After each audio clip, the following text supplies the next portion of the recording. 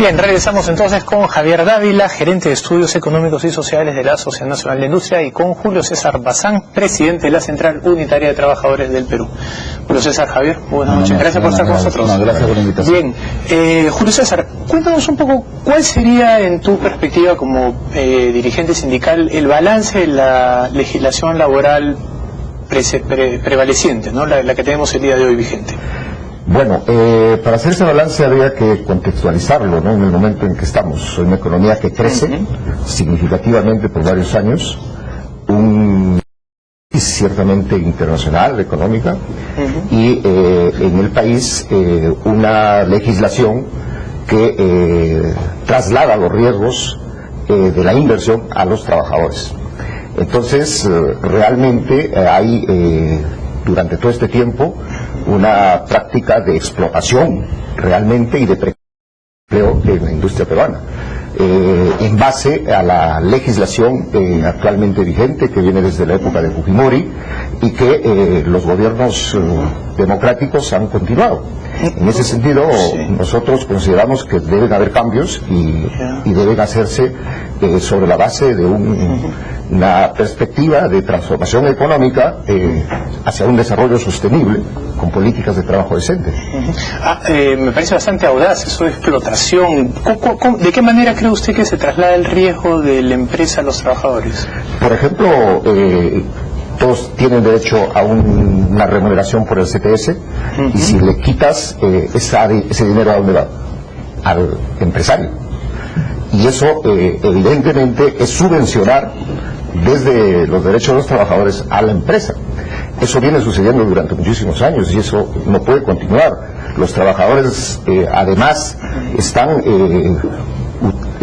contratados por mecanismos de tercerización fraudulenta, de contratación temporal fraudulenta en todos los sectores de la industria peruana. Y en realidad eso lo que nosotros consideramos que debe ponerse fin mediante un ordenamiento laboral sobre la base de una reforma laboral democrática. Muy bien. Javier, cuéntanos desde tu punto de vista cuál es el balance. Sí, lamento discrepar con Julio César. Y yo creo que aquí hay una confusión de los dos mundos que vivimos en el sector laboral o en la economía, ¿no? El mundo formal y el mundo informal. El grave problema está justamente en la informalidad, que llega, según los indicadores que existen, alrededor del 60%.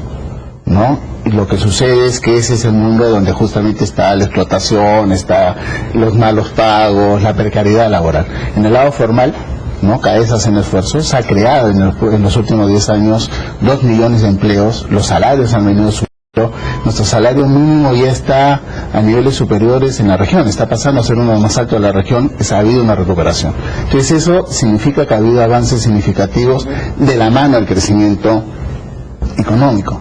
Se están dando, al contrario, algunas señales de generar rigideces que pueden impedir el crecimiento, ¿no? El crecimiento de la economía tiene que ir en mano de cada vez mejores niveles de empleo y mejores niveles de salarios. Pues es un proceso de desarrollo. Estamos en un proceso de crisis financiera internacional en que los mercados están cayendo, lamentablemente algunas economías están cayendo en medidas proteccionistas que van impidiendo justamente un desarrollo normal de economías como la nuestra, que se ha abierto al mundo y que ha eliminado y ha desterrado todos estos sesgos proteccionistas y somos más competitivos y esto nos genera mayores esfuerzos. Correcto. Don Julio César, Javier plantea algo que tiene sentido, ¿no? Dice, la legislación laboral atañe a lo que está en el sector formal, que Javier tiene como datos, sería el 40%, yo lo tenía en 25%, pero digamos que puede estar en ese rango, y que justamente es el 65 o 70% de la población la que se encuentra desprotegida.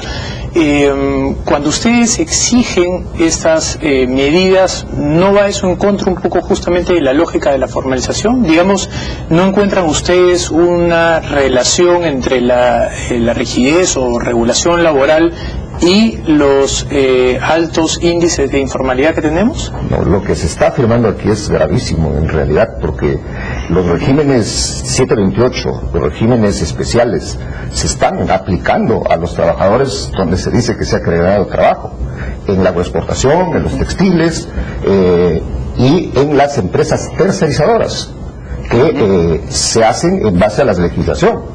Esos son todos trabajadores a los cuales se aplica la legislación. Entonces, si ese es el sector informal, estamos frente a empresarios totalmente cuestionables, que hay que hacer una investigación. Yo no considero como él que este sector está ahí. Hay un 65% de una economía que se ha generado sus propios puestos de trabajo y que no está regulada, ciertamente. Esa economía son los ambulantes, son los mototaxistas, que, dicho sea de paso, a nivel de la CUT nosotros los representamos y estamos demandando que se regule sus derechos, se los reconozca como trabajadores, que es una enorme población que hoy por hoy el Estado lo tiene a su suerte y no puede progresar. Entonces, para entenderlo mejor, usted acaba de decir que el decreto legislativo 728 no es parte de mejor dicho, la población económicamente activa que trabaja dentro del decreto legislativo 728, ¿usted dice que es informal? Él lo ha señalado, porque yo no entiendo. El 728, por eso, él dice que se están aplicando estas normas al sector, y que yo estoy hablando de la economía informal, y no es cierto. Yo estoy hablando de todos aquellos trabajadores a los que se les aplica el régimen 728. Y le estoy hablando también de todos a los que se les aplica el régimen especial de las exportaciones no tradicionales, de la agroexportación, de la micro y pequeña empresa, etcétera. Estoy hablando de eso. Dejemos que Javier nos explique bien. ¿Qué parte de la PEA, digamos, industrial, agroindustrial y de otros sectores está en el 728 y cómo es eso de alguna manera estamos hablando fomenta la de formalidad? Que empleos formales en el Perú son alrededor de 5 millones de una PEA de 15, ¿no? en números redondos y gruesos, de los cuales esos 5 millones están en los distintos regímenes. No vamos a hablar de uno que es el que está mencionado por César, que es el del régimen especial de agroexportación. Ese régimen ha permitido que ciudades como Ica, que hace 10 años eran una de las ciudades con mayores niveles de pobreza, haya recuperado sus niveles de ingresos, y ahora ya pleno empleo.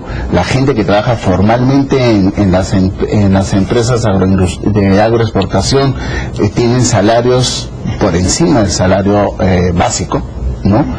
Y están funcionando bien.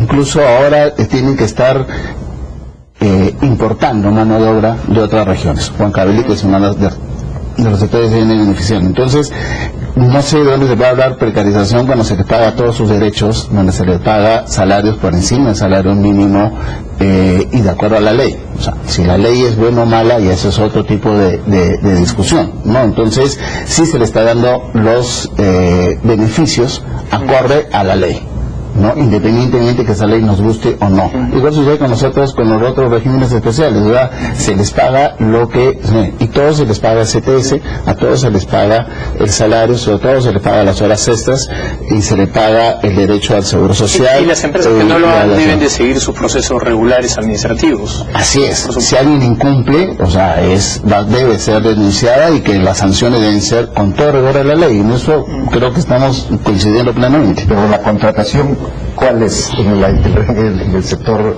de la agroexportación y de las exportaciones tradicionales?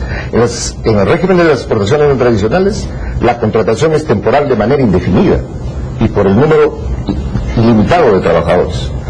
Ese régimen que está vigente y el de agroexportación también están contratados de manera temporal. Por eso 8 de cada 10 trabajadores de este país son precarios, con regímenes temporal. Claro, cuando hablamos de economía informal, hablamos gente que ni siquiera está en esos servicios. Pero mi pregunta sería, estas personas que están en los servicios, las empresas que los contratan, ¿no aprovecharán los servicios justamente porque la otra norma es extremadamente rígida, entonces no se pueden ajustar a los vaivenes de los ciclos económicos? No, porque, mire, por ejemplo, en la Telefónica hay 5 empresas contratistas a nivel nacional, y en todas las empresas mineras, etcétera, hay contratistas están contratados por esas empresas. No les reconocen su derecho a libertad sindical y a negociación colectiva. Por lo tanto, las remuneraciones son en función de la unilateralidad de la empresa y no de una negociación colectiva. Entonces, lo que hace falta es un ordenamiento integral en todos los sectores para que en base al diálogo, en base a la libertad sindical y a la negociación colectiva, se pueda redistribuir la riqueza y se pueda impulsar el mercado interno, de modo que haya empleo y haya ganancias para la industria. Nosotros ahora, incluso que hay un entorno de crisis, precisamente se necesita salir en base a los propios esfuerzos nacionales, también pidiéndole al Estado inversión en educación, en salud, en todos los servicios y obviamente en infraestructura, que es muy importante para el desarrollo de la economía. Javier, ayúdame a entender un poco, porque en lo que yo tenía presente era que los servicios estaban cada vez menos en uso por justamente la cantidad de normas y regulaciones que se iban poniendo encima de los contratos de servicios. Así es, yo creo que hay una mezcla de conceptos acá. O sea, el decir que hay precariedad porque la persona tiene un contrato temporal me parece que es excesivo, ¿no? Porque puede haber personas que pueden tener, y porque la temporalidad, entrando al terreno, no están hablando de los servicios que tienen una dinámica distinta y tienen una naturaleza distinta y que cada vez se ha ido acotando mucho más, como bien dices, el universo. En el tema de los contratos de exportación no tradicional, ¿no? Las empresas tienen que responder rápidamente, ¿no?, a los pedidos, y los pedidos no son regulares, son cíclicos. Y te lo pongo en una analogía que creo que puede ser aplicable en el momento del entorno que estamos viviendo, que ¿no? Un equipo de fútbol entra a la cancha, ¿no? ¿Para qué? Para ganar. Y el entrenador, ¿qué tiene que hacer?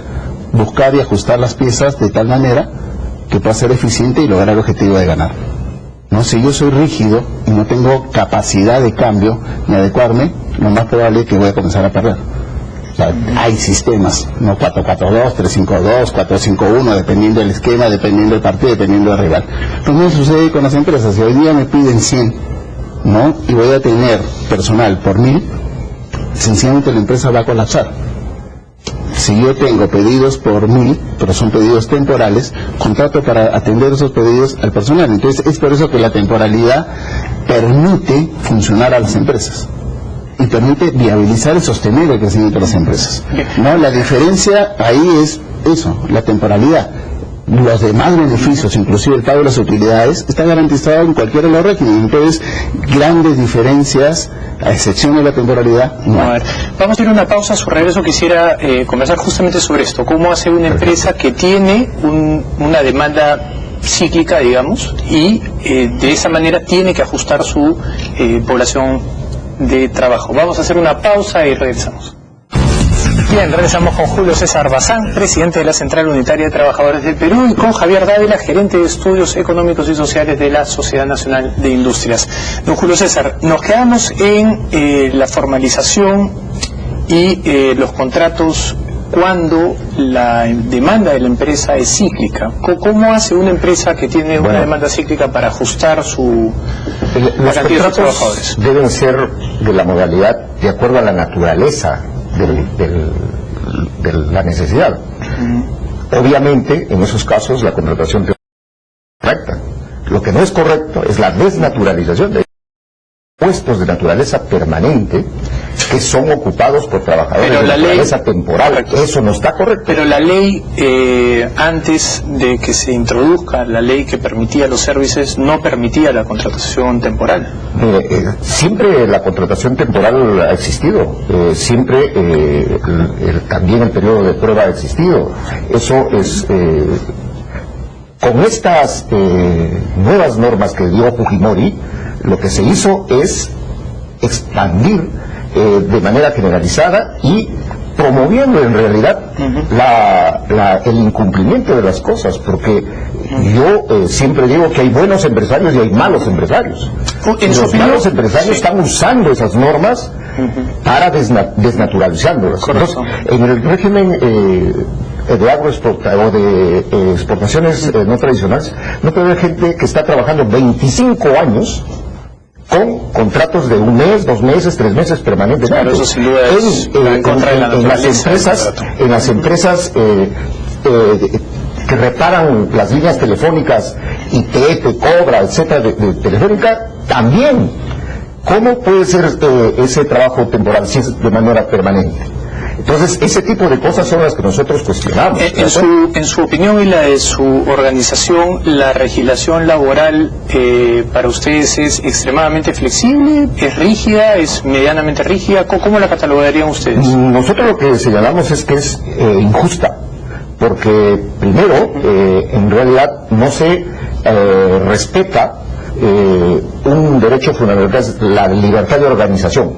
Con los contratos temporales prácticamente impiden ese derecho humano de libertad de organizarse y de negociar condiciones adecuadas de trabajo. En el lado de exportación se dice, lo único que falta ahí es la temporalidad, justamente por ese derecho es que, o por ese tema, es que no puede ejercer el derecho de poder definir mediante el diálogo en función de la capacidad económica de la empresa, las condiciones económicas y de trabajo que deben regir en una empresa. Javier, la Asociación Nacional de Industrias acaba de hacer una propuesta para modificar la legislación laboral. Cuéntanos un poco cuál es la idea, cuáles son los conceptos básicos. Sí, y va en el sentido de lo que hablaba hace un rato, de las necesidades que tienen las empresas. No, o sea, ahora cada vez se hace mucho más rígido el tema del despido, por ejemplo, ¿no? Y se hace rígido en el sentido de que las empresas pueden estar comenzando a tener falencias económicas, ¿no? Y no pueden desprenderse lamentablemente de personal. ¿No? ¿Por qué? Porque sencillamente las empresas, ya hay casuística importante, empresas muy grandes en el pasado que no pudieron hacer ajustes laborales para permitir su viabilidad, terminaron quebradas y al final se fueron 8.000 personas a la calle, junto con la quiebra de los empresarios. Entonces todos terminan perdiendo, el sector plástico, el sector textil, el sector, una gran empresa distribuidora importantísima que tenía 8.000 personas, y cuando se le planteó un plan de reestructuración con financiamiento bancario, sencillamente no se aceptó. No lo quiso aceptar, y al final el resultado fue, en vez de reducir 2.000 personas, se fueron 8.000. Entonces, ahí hay que mirar las cosas en el contexto que se tiene que hacer y generar causas mucho más objetivas. Tampoco permitamos el abuso. Estoy de acuerdo con Julio César que hay empresas o empresarios, así como trabajadores, que les gusta sacar la vuelta y hacer las cosas indebidas. A esos hay que sancionarlos y hay que darle todo el peso de la ley para que cumplan las cosas como debe ser. Entonces, tenemos que mirar el contexto en el cual estamos viviendo, tenemos que buscar, obviamente, el diálogo para encontrar soluciones, pero hacer viable las empresas, porque el día que desaparezcan las empresas, los que pierden somos todos, ¿no? Y la dinámica económica que hemos venido teniendo la vamos a ir perdiendo. Entonces tenemos que mirar, sincerar las cosas y encontrar soluciones a los problemas que se presentan en las empresas. Don Julio César, la experiencia que vivió el Perú a comienzos de los 90, que todos recordamos, hubieron muchos sectores enteros que quebraron justamente porque no pudieron ajustarse a la competitividad internacional, y lo que está ocurriendo el día de hoy en Europa, a diferencia de Estados Unidos, donde hay una legislación laboral más flexible. Europa tiene una legislación laboral muy parecida a la nuestra, un poco más rígida, y justamente no se pueden ajustar y no pueden lograr competitividad. De alguna manera no dan una señal de las ventajas dentro de en el sentido de que las empresas pueden contratar y despedir, y de alguna manera, conforme se pueden ir ajustando los ciclos, los mercados laborales son más dinámicos.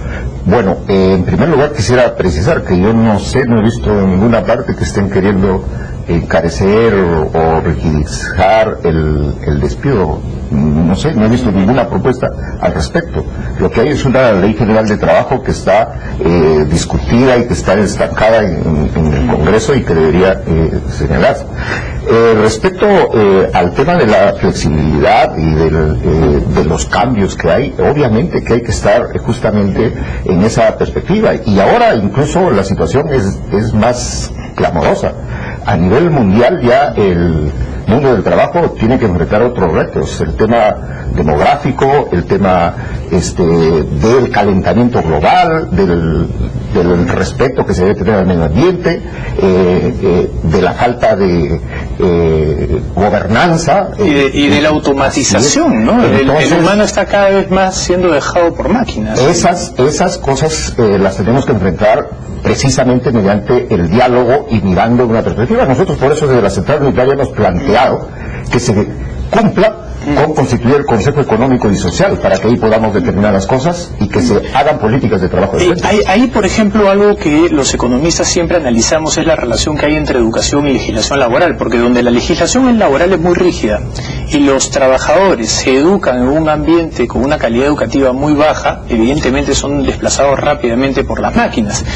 Ustedes que están en el entorno sindical, ¿no hay ninguna posibilidad que hablen con el SUTEP para ver de qué manera podemos mejorar la calidad educativa? Son 250.000 maestros, algo podrán hacer si es que se deciden, ¿no? Bueno, en el terreno de la educación hay varios ámbitos, ¿no? El tema de la educación formal, ciertamente creo que tiene que profundizarse y llevarse a cabo una reforma laboral, una reforma educativa para que la escuela pública, la educación pública, sea eficiente, sea de calidad, pero también en el mundo de la formación profesional, de la educación para el trabajo, es donde también tiene que haber una política activa. Y en el Ministerio de Trabajo, por ejemplo, eso está homogeneizado y no hay presupuesto.